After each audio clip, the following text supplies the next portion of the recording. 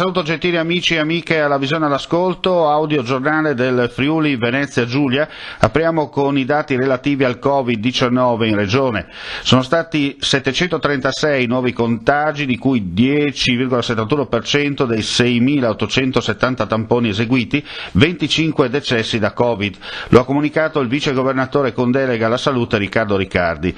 Le persone risultate positive al virus in regione dall'inizio della pandemia ammontano in tutto a 31.386, di cui 7.433 a Trieste, 13.875 a Udine, 5.899 a Pordenone e 3.083 a Gorizia, alle quali si aggiungono 376 persone da fuori regione. I casi attuali di infezione risultano 14.847, salgono a 62 pazienti in cura in terapia intensiva e a 637 ricoveri in altri reparti. I decessi complessivamente ammontano a 863 con la seguente suddivisione territoriale: 309 a Trieste, 229 a Udine, 184 a Pordenone e 41 a Gorizia. I totalmente guariti sono 15.676, clinicamente guariti 379 e le persone in isolamento 13.769. Vice Governatore Riccardi, dopo Soccheve e Sutri, oggi siamo a Paularo. Possiamo dire che nei giorni precedenti è stato fatto il test generale per arrivare qui pronti, perché questo è uno dei comuni più grandi dove avviare questo screening deciso dalla Regione. Sì, questo era il comune più grande e quindi abbiamo deciso di tenerlo in coda. Mi pare che però tutte le operazioni stanno procedendo con grande ordine. I professionisti sanitari, come vedete, ormai hanno collaudato i meccanismi e le procedure, quindi stiamo procedendo, tra l'altro al momento anche con un esito, siamo circa 700 test e tutti quanti sono negativi, quindi significa che la massiva dà un dato in controtendenza rispetto a quello che era l'andamento del contagio precedente, quindi questo è un altro dato estremamente importante. E oltre a questo adesso vedremo di proseguire anche con l'attività del test salivare, che è l'altro grande impegno che abbiamo, che grazie al professor Curcio stiamo cercando di capire se questo potrebbe rappresentare un ulteriore fronte da superare.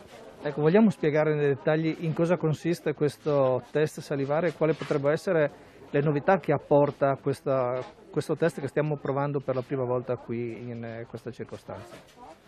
Beh, la differenza è sostanziale. Allora, l'antigene è un test rapido che si fa con il tampone, quindi è una procedura invasiva nei confronti delle persone ed è soprattutto un'operazione che deve essere fatta da un professionista sanitario. Mentre il salivare è una procedura che va a incidere sull'RNA, ma è un'operazione semplice che possiamo fare a casa, perché della saliva che viene raccolta. La differenza però in questo momento tra le due tipologie di test è che una dà un risultato a breve mentre l'altra ha bisogno di un'elaborazione in laboratorio, quindi è chiaro che c'è bisogno di alcune ore. Questo sul sistema organizzativo non pesa sulla necessità che ci sia un operatore sanitario a farlo, ma ovviamente allunga la distanza su tutta l'organizzazione conseguente ad un potenziale esito positivo del test, perché l'esito positivo del test è quello che ti consente poi di fare il tracciamento, quindi l'attività del contatto stretto e quindi l'isolamento della potenzialità dell'ulteriore diffusione del contagio. Questa è la sostanziale differenza. Diciamo che il salivare in un'operazione rapida è l'obiettivo che tutti quanti vorremmo raggiungere. Il fatto di aver trovato pochi positivi nelle analisi che sono state fatte in questi giorni nella zona della Carnia vi farà comunque insistere nell'andare avanti nella decisione che avete preso con test massivi anche in altre circostanze, in altre località?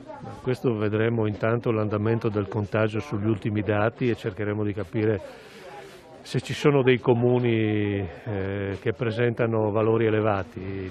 I focolai aumentano, anche se la curva in termini di contagio complessivo si sta riducendo e c'è la moltiplicazione del contagio che è dato da valori molto bassi. Questo significa che il virus viaggia nelle nostre famiglie, nei contatti più vicini che abbiamo, no? Quindi adesso cercheremo di capire, perché questa è un'altra prova, è una prova impegnativa anche dal punto di vista organizzativo, perché tutti i professionisti che voi vedete qua ovviamente sono qua e invece in una valutazione diversa potrebbero essere impegnati in altro, quindi è una valutazione complessiva che faremo al termine di queste giornate a Paolaro che concluderanno domani. Li incroceremo con i dati del contagio e vedremo se ci saranno altre operazioni del genere da poter fare. Squadre specializzate nel soccorso in caso di rischio NBCR, cioè nucleo biologico, chimico, radiologico, dei Vigili del Fuoco, sono intervenute nella giornata di ieri a Pordenone per sanificare i locali del Tribunale. Durante le attività di contrasto al virus SARS-CoV-19 sono state bonificate sale comuni, aule per udienze, la cancelleria civile e l'ufficio del giudice di pace. L'intervento dei Vigili del Fuoco, effettuato ieri durante la normale chiusura pomeridiana degli uffici, ha garantito che le attività giudiziarie riprendessero nella giornata odierna senza subire stop. E con questa notizia chiudiamo qui la pagina informativa della sera, vi diamo appuntamento come sempre poco dopo la mezzanotte per il riepilogo della giornata e le ultimissime notizie. Grazie come sempre per la visione e l'ascolto, alla prossima.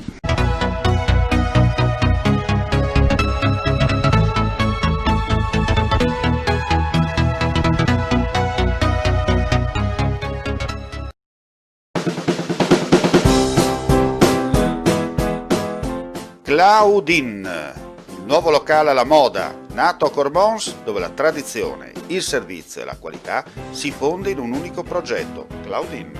In via Friuli, incastonato lungo il viale d'accesso alla capitale del Coglio, aperto dal mercoledì al lunedì, il martedì si riposa dalle 7 alle 14 e dalle 17 alle 23.